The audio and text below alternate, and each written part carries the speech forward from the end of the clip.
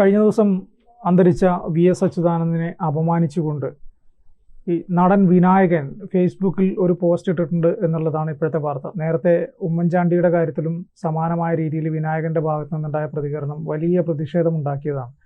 ഇങ്ങനെ നിരന്തരം വിനായകൻ ഇങ്ങനെ ആളുകളെ, അതായത് സമുന്നതരായ ആളുകളെ അപമാനിക്കുന്നു എന്ന രീതിയിൽ ഒരു പരാതിയും കൂടെ വന്നിട്ടുണ്ട്. എന്താണ് അതിൻ്റെ കൂടുതൽ വിശദാംശം?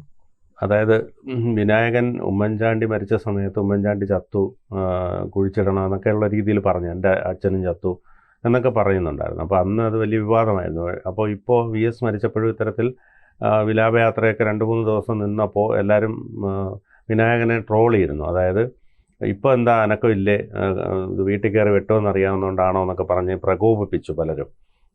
അതാണ്ട് ഇപ്പോൾ ഇത് വന്നിരിക്കുന്നത് ഉമ്മൻചാണ്ടിയുടെ വിലാപയാത്ര 2-ാം ദിവസത്തേക്ക് നീണ്ടപ്പോൾ വിനായകൻ പറഞ്ഞു ഉമ്മൻചാണ്ടി ചത്തു, അതിന് ഇത്ര ഷോ വേണമെന്ന്.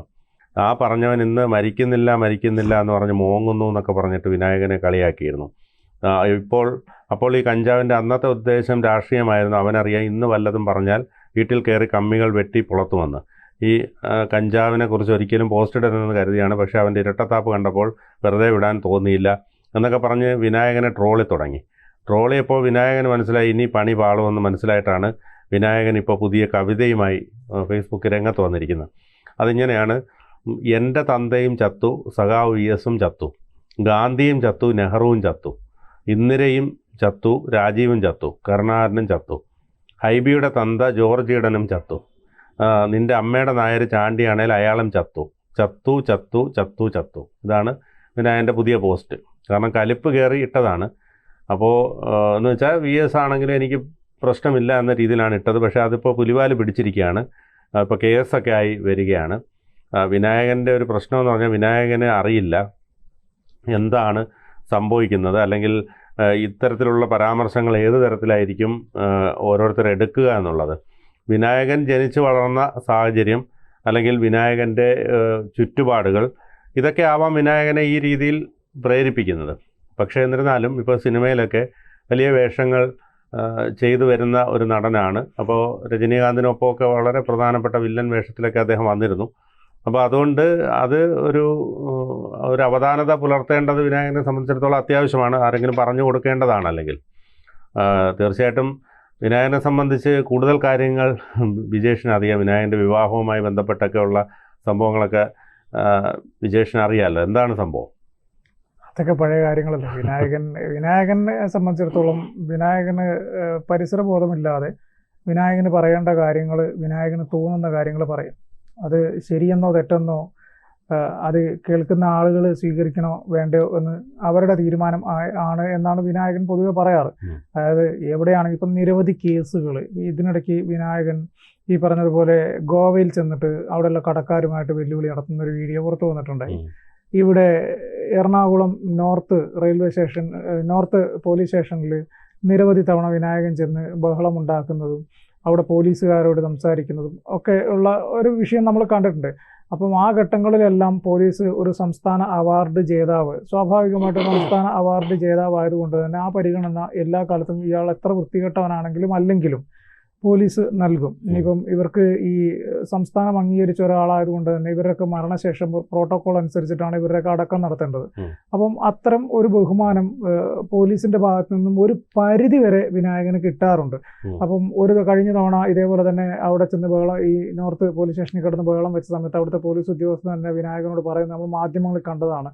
അതായത് എല്ലാത്തിനും ഒരു പരിധിയുണ്ട് വിനായക, നമ്മൾ ഒരുപാട് മെക്കിട്ട് കയറാൻ വന്നു കഴിഞ്ഞാൽ ഞങ്ങൾ ആ പരിഗണനയൊക്കെ അങ്ങ് മറക്കും എന്ന് പറയുമ്പോൾ വീണ്ടും വിനായകൻ കയറുന്നത് തട്ടിക്കയറുന്നത് നമ്മൾ കണ്ടിട്ടുണ്ട് പല കേസുകളിലും.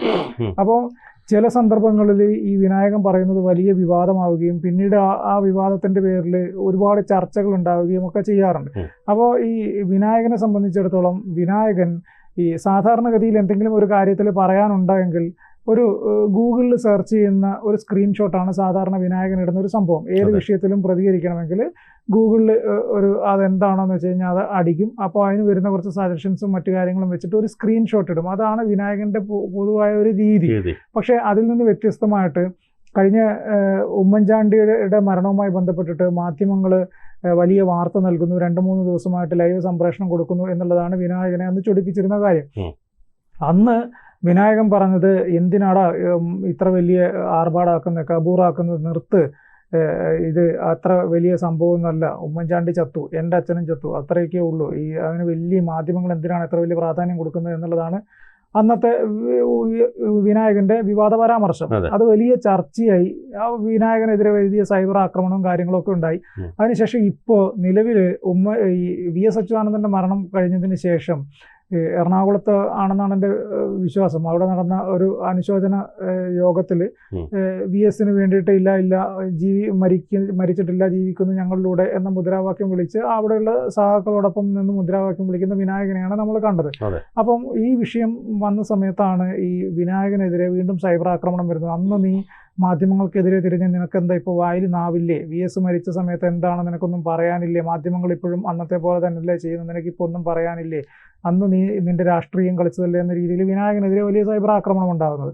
അപ്പോൾ ആ സൈബർ ആക്രമണം ഉണ്ടായി, അതിൻ്റെ തൊട്ട് പുറകെ ആയിട്ടാണ് വിനായകൻ ഒരു കവിത പോലെ ഇത് അദ്ദേഹത്തിൻ്റെ സോഷ്യൽ മീഡിയ പ്ലാറ്റ്ഫോമിൽ എഴുതി വെച്ചിരിക്കുന്നത്. അതായത് എൻ്റെ അച്ഛനും ചത്തു, VSും ചത്തു, ഉമ്മൻചാണ്ടിയും ചത്തു, മറ്റേ കരുണാകരനും, അങ്ങനെയുള്ള രാജീവ് ഹൈബീഡന്റെ അച്ഛൻ ജോർജ് ഈഡൻ, പിന്നെ ഉമ്മൻചാണ്ടിക്കെതിരെ എല്ലാം പറഞ്ഞിട്ടുണ്ട്. അതായത് മുൻ മുഖ്യമന്ത്രിമാർക്കെതിരെയും ഒക്കെ, അതായത് ജവഹർലാൽ നെഹ്റു ഉൾപ്പെടെയുള്ളവർക്കെതിരെ പറഞ്ഞിട്ട് ഒരു കവിത.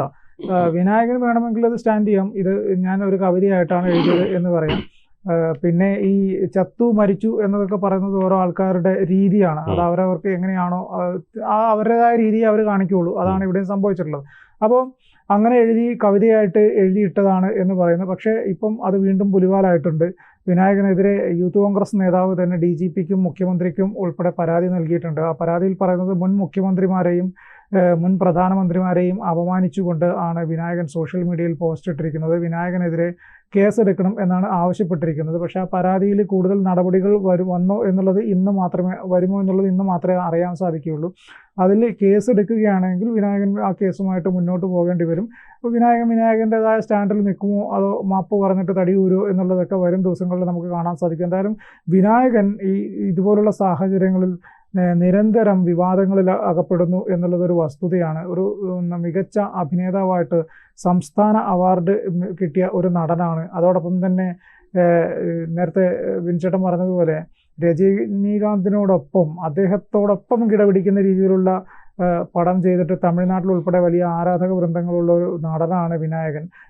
എനിക്ക് തോന്നുന്നു വിനായകൻ്റെ വലിപ്പം ഇതുവരെ മനസ്സിലായിട്ടില്ല എന്ന് തോന്നുന്നു. വിനായകനെ എന്ന കലാകാരനെ നാട് മുഴുവൻ അംഗീകരിച്ചിട്ടുള്ളതാണ്. വിനായകനിലെ അഭിനേതാവിനെ ആർക്കും ഒരു സംശയമില്ലാത്തതാണ്. പക്ഷേ വിനായകൻ നിരന്തരം ഇതുപോലുള്ള പരാമർശങ്ങൾ നടത്തുമ്പോൾ വിനായകൻ്റെ ഈ പരാമർശങ്ങളെല്ലാം വിനായകന് തന്നെയാണ് തിരിച്ചടിയാവുന്നത് എന്ന് വിനായകൻ മനസ്സിലാക്കിയാൽ കൊള്ളാം. കൂടുതൽ വാർത്തകളും വിശേഷങ്ങളും നിങ്ങളിലേക്ക് എത്താൻ ABC മലയാളം സബ്സ്ക്രൈബ് ചെയ്യുക, ബെൽ ബട്ടണും അമർത്തുക.